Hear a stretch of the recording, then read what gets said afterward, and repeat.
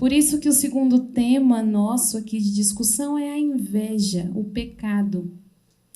A inveja é tão vil e vergonhosa que ninguém se atreve a confessá-la. Esta é uma frase do neurocientista Santiago Ramon y Cajal, do século XIX. Sentimento obscuro, tido como um dos 7 pecados capitais, a inveja é um tabu e, ao mesmo tempo, é o motivo oculto para guerras e conflitos em âmbito individual e mundial. Mas por que essa sensação é tão abominável, se tão humana? E por que é considerada como um pecado pelas religiões? O que ocorre conosco para invejarmos o outro, padre? E doutor Leandro, saímos da espiritualidade, então, para tocar um lado mais ácido nosso, a inveja, o pecado. E eu passo a palavra para vocês. Tá bom, então. Então, vamos trazer um pouquinho a inveja, vamos falar um pouquinho sobre o que a neurociência tem dito a respeito desse sentimento, que eu acho que é muito importante, mas vamos falar um pouquinho de pecado, né? Porque está dentro desses pecados capitais.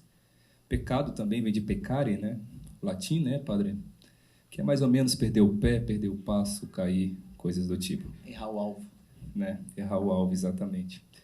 E como que funciona isso no nosso cérebro? A primeira coisa, a gente tem uma estrutura no nosso cérebro aqui na frente chamada de pré-frontal. É essa estrutura que diz, por exemplo, eu, Leandro, nesse momento eu estou aqui num calor terrível, embora talvez não pareça. E é essa estrutura que, caso eu quisesse nesse momento tirar a blusa, essa estrutura fala assim: Leandro, não tire a blusa, que o local onde você se encontra não é adequado para tal. É essa estrutura que me dá o meu controle social, o meu freio social. Tá?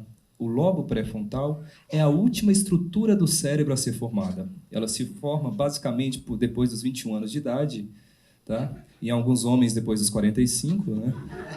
Mas tudo bem, não tem problema. É a última a ser formada, porém Jesus fala, né? É a primeira a ser degenerada também. Em doenças neurodegenerativas, por exemplo, Alzheimer, essa estrutura tende a ser degenerada também. E por que eu estou falando isso?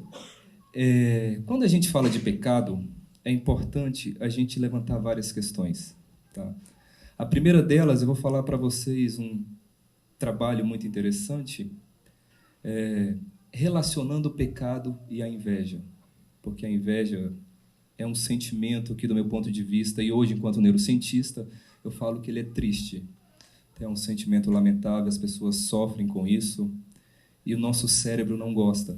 Tá? Porque, dentre os pecados capitais, dentre os 7 pecados capitais, o único pecado em que a gente não se orgulha, o único pecado em que a gente não bate no peito e enche a boca para falar é a inveja.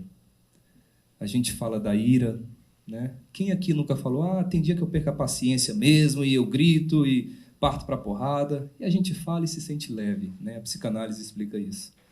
A gente fala, por exemplo, da gula. Eu vou para o rodízio e eu comi tanto, eu saí de lá passando mal, eu comi demais, né? E a gente bate no peito e se orgulha disso também, né? A gente fala da preguiça. Passei o final de semana inteiro, o feriado, eu só dormi. Eu estava numa preguiça que eu não fiz nada. Né? Uma preguiça boa, e a gente bate no peito e se orgulha também da mesma forma. Né? A inveja a gente não fala. Né? Ninguém chega e fala, nossa, eu tenho inveja mesmo. Né? Eu não conheço. Né? A gente até se esconde atrás dela, porque a gente se envergonha da inveja.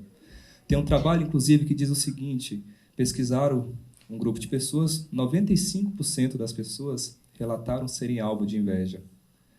Dessas 95, nenhuma delas falou que era invejosa. Tudo era católico. E alguns irmãos evangélicos também. Eu estava conversando com uma amiga pastora, ela falou isso. Eu falei, vocês também têm esse problema na igreja? Porque todo mundo vira e fala, padre, passa uma oração para mim, eu estou sendo vítima da inveja.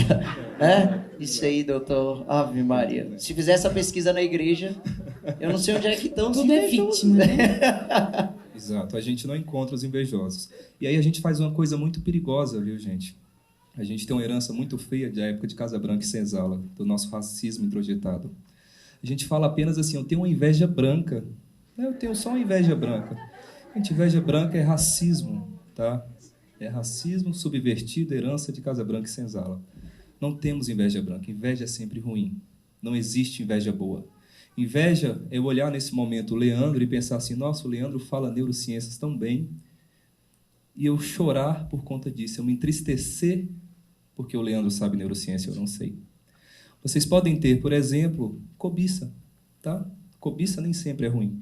Eu posso olhar para o Padre Emanuel e falar, nossa, o Padre Emanuel fala tão bem, a homilia do Padre é tão boa que eu quero estudar tanto quanto o Padre, ou mais, para que eu fale tão bem quanto o Padre, ou melhor. Eu quero estudar tanto quanto a Natália, que é jornalista, escritora, poeta, tudo isso, e quero ser tão boa quanto ela.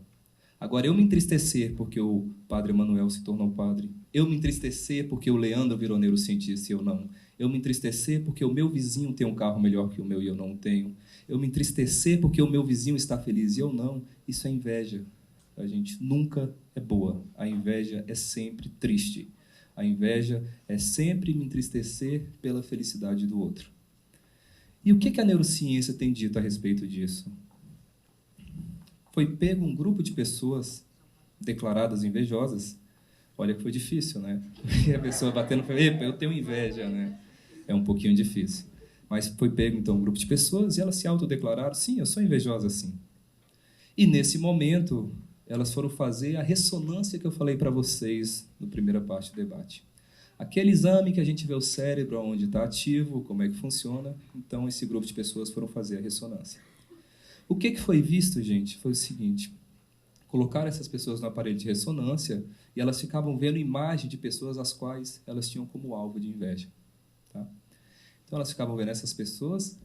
A região do cérebro que era ativada nesse momento é uma região chamada de giro do cíngulo anterior. Se a gente corta esse cérebro ao meio, lá embaixo, mais ou menos nessa posição aqui, é essa região que fica hiperativada. Durante a inveja se ativa essa região. E qual que é a função dessa região, para que vocês possam compreender? Se eu, Leandro, hoje estou andando na minha casa e bato a cabeça, bato a pontinha do dedo, sabe aquela pontinha do dedo na quina de um móvel?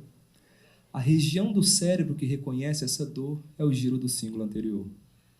Se eu, Leandro, perco um parente ou um ente querido, a região do cérebro que fica ativada é o giro do cíngulo anterior.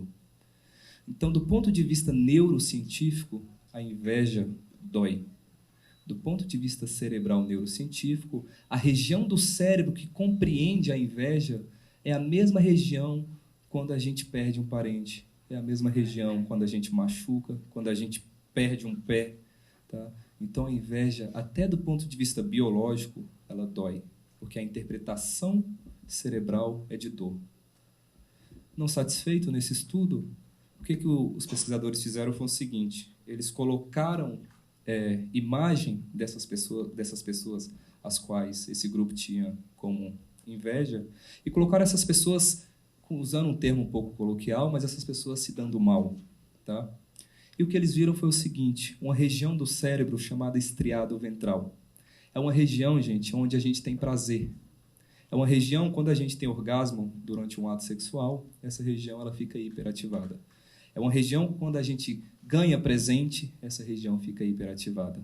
Tá? Então, do ponto de vista cerebral, ver uma pessoa se dando mal, uma pessoa a qual eu tenho como inveja, o meu cérebro sente prazer com isso. E ver essa pessoa se dando bem, o meu cérebro simplesmente dói. Tá? Então, é interessante pensar nesse campo, porque, acredito eu, nunca tinha pensado no pecado antes pelo campo da religião, eu sempre pensei na visão mais da filosofia, da sociologia, né? E quando eu tive contato com esse estudo, para mim me surpreendeu muito. Me surpreendeu saber que a gente reconhece isso como dor, a gente não admite, a gente simplesmente não se orgulha, a gente esconde, mas a gente continua fazendo. O que eu posso falar para vocês enquanto cientista, enquanto pesquisador, é que isso pode ser mudado. Tá? O nosso cérebro é plástico, no sentido de que ele consegue fazer novas conexões. O que a gente não pode é subverter isso, guardar no peito e achar que está tudo bem. Tá? Muito obrigado.